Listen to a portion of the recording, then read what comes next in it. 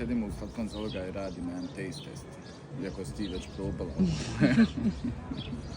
Da vidimo od mog druga u Zenici kakva je hrana i da li ovo valja. Iskreno, nema to što je drug.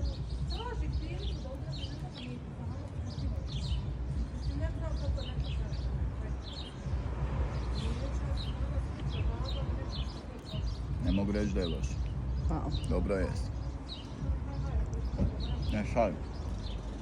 Sad probaj ovaj Jagode drugi. su friške. Voća, top. Da vidimo Ferrero. Ako bude bolji Ferrero, odležat ću te. Prvo ćemo ovu čokoladu. Tako miks je fin.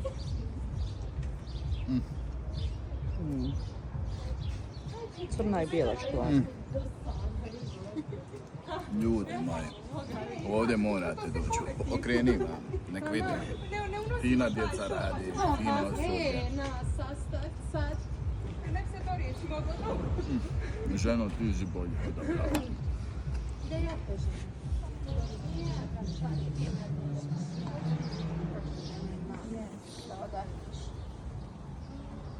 No to je to. Sweet bite. Sweet posjetka Zenica.